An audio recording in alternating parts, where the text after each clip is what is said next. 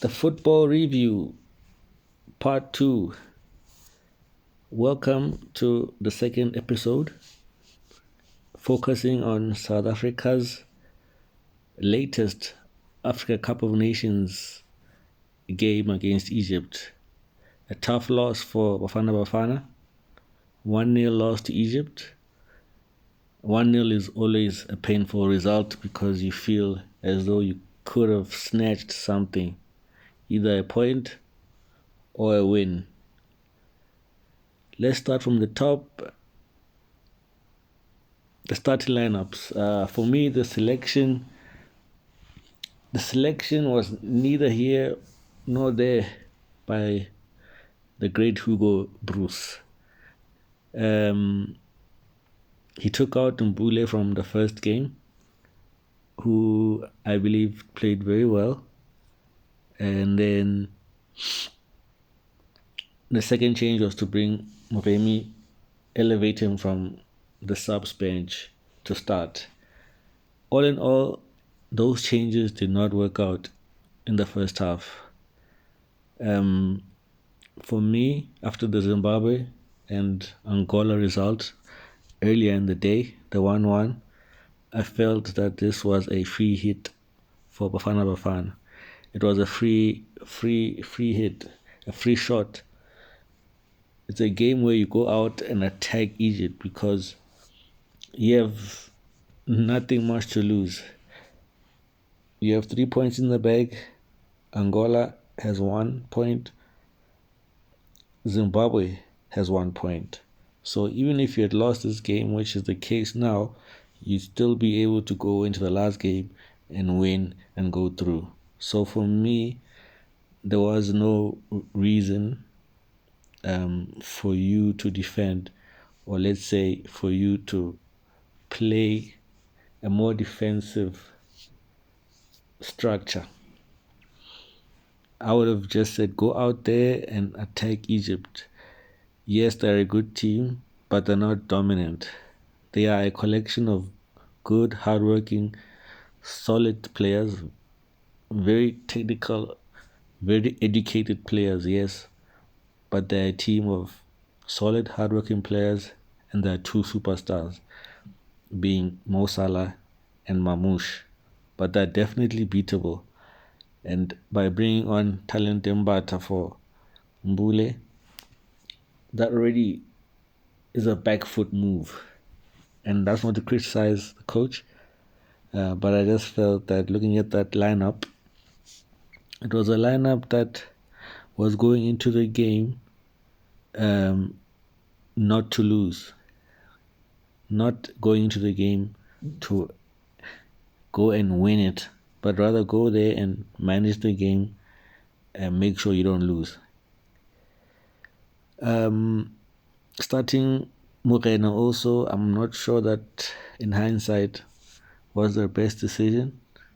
Nkota could have started again, or Mufuke, because Moremi's great performance in that first game was because there was space in behind Angola, which he was able to exploit.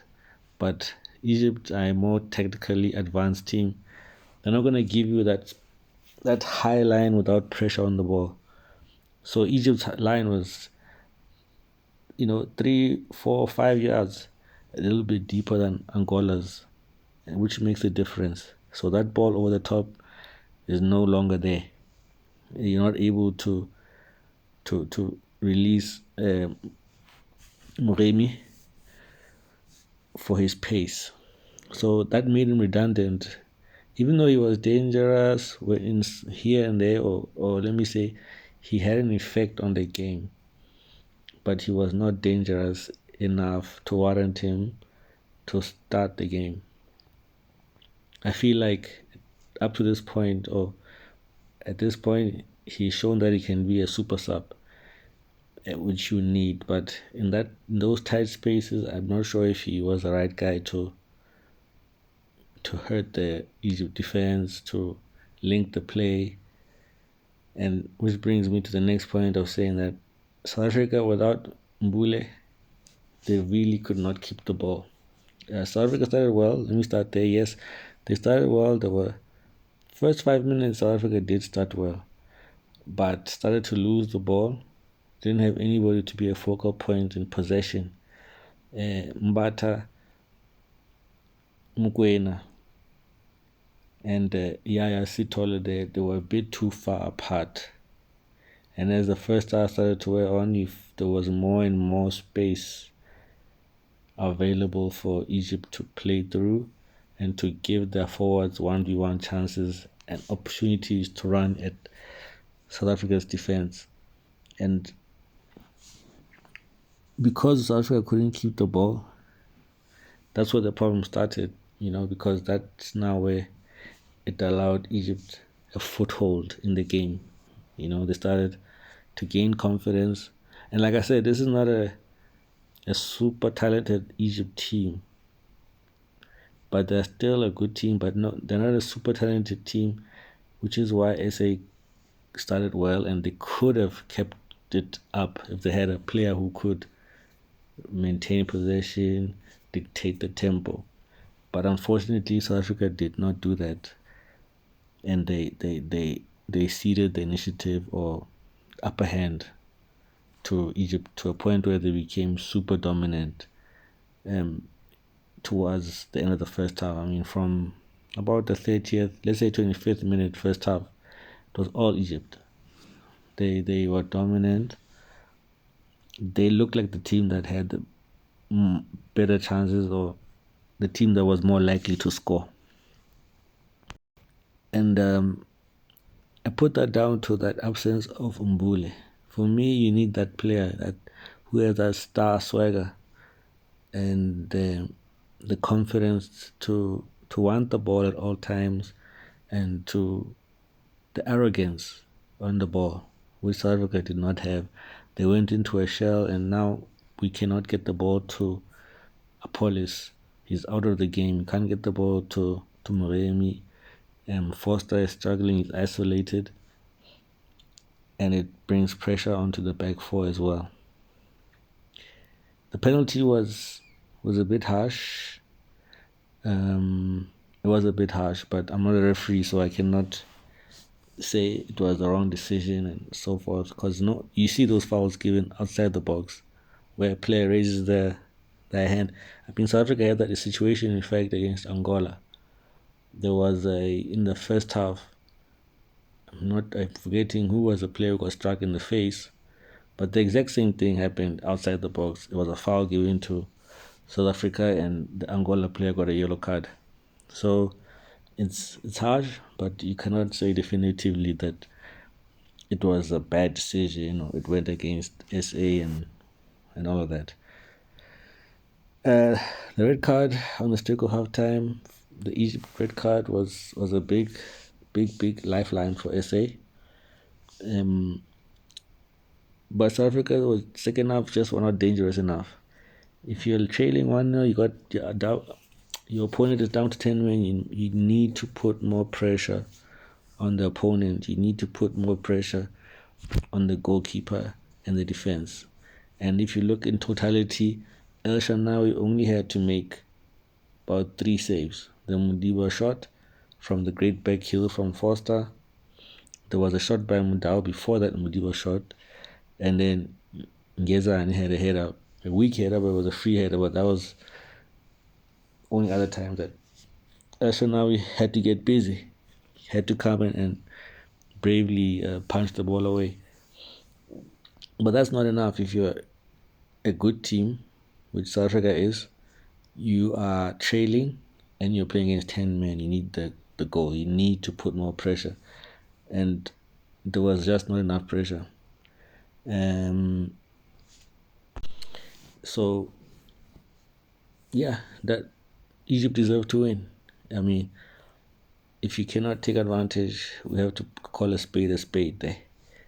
Bafana Bafana should have done a better job of taking shots, applying pressure, creating moments of doubt, creating moments of maybe controversy whereby you're in the box, somebody pushes you, you fall, referee's not sure, you get a penalty.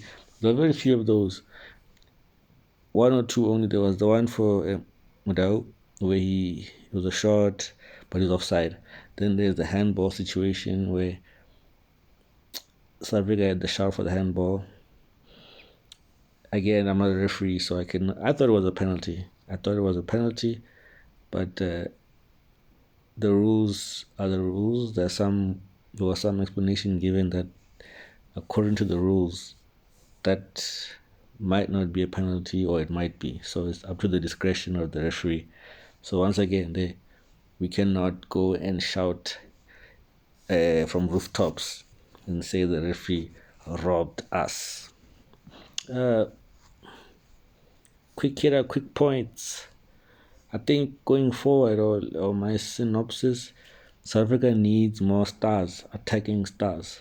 You got Foster, Apollos, you need to have Mbule there. You just need to have stars by committee, maybe. Because Foster, Apollos, and Mbule can give you something. Instead of having Foster there alone with Apollos.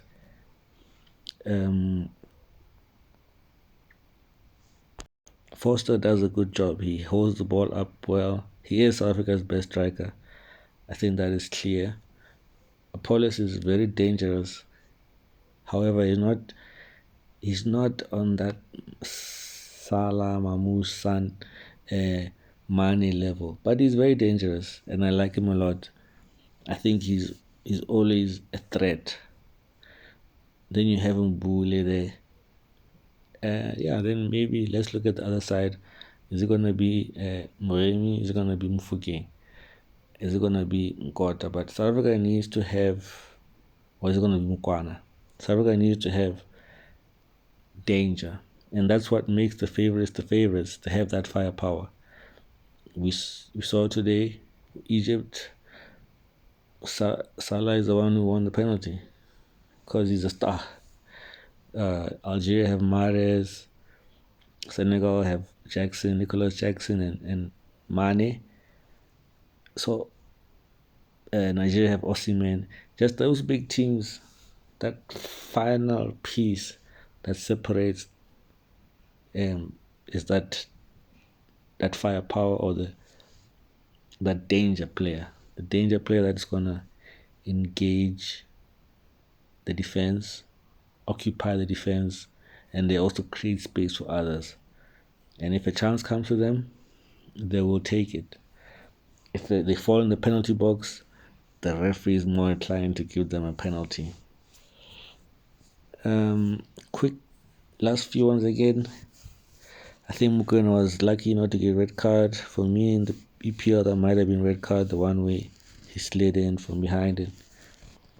Studs on Amush Achilles. That's quite dangerous. Zimbabwe game is a must win. A draw is still enough, but to get second place, to be sure, probably get the win. Make sure you're in second place behind Egypt. Being a coach is hard. That's my other point there. Being a coach is hard. Hugo Bruce picked his team according to the last game and the opponent today, meaning Moremi played very well last game. Hugo Bruce put him in the lineup. He looked at Egypt maybe being a strong team. He took out Mbule, replaced him with Mbata to strengthen that midfield or solidify it defensive wise. In hindsight, you can criticize and nitpick, but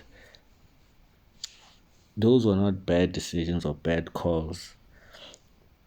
Just that for me, I would have liked, or I've learned to err towards the side of aggression, to go out there and win the game, to be brave, especially when you are on equal terms. Go out there and be brave. I've been guilty of being a bit conservative myself in my young coaching career as I'm learning and coaching Sunday FC, trying to coach and move up the ladder of coaching and experience. it's very easy to be conservative. And yes, if you're playing a team that's superior, you're inferior in talent, yes, you can play on the counter, you can keep your shape, hope to hit them on the break. There's nothing wrong, but pound for pound, South Africa is equal to Egypt, and you got to go and take that game. The game is there for the taking. You're on a high. You beat Angola. You have a very good team. I think be brave.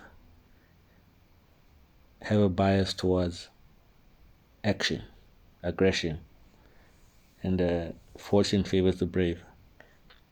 So going forward, Zim is not an easy game. That's a very tough game at Derby. Zimbabwe, as they showed in the World Cup qualifiers, love nothing more than to destroy or disturb the hopes of Bafana Bafana. So definitely not going to be there to be beaten. I can see that game being a draw. If South Africa can't, like I said, have those firepower stars, if they don't have people who can break, I can see that game ending in a draw for sure. So it's a test now for Hugo Bruce. It's nothing, no disaster, no panic yet, but and it's better to get this now. Whereby I think the main thing is just be more dangerous. Bafana Bafana, just be more dangerous. Just be more desperate. Just have more of that winning mentality. And actually, that opens another point in my head. That's what separates Bafana or South African football. It's getting there, but just as Pyramids beat Sundowns in the CAF Champions League final, South Africa is not yet a desperate nation as like your Germans, Argentinians, Egyptians, Nigeria, Senegal, the top guys who are desperate. If they have the foot on the neck, they're gonna press it down and make sure that they kill you. Basically, it's make sure that they win.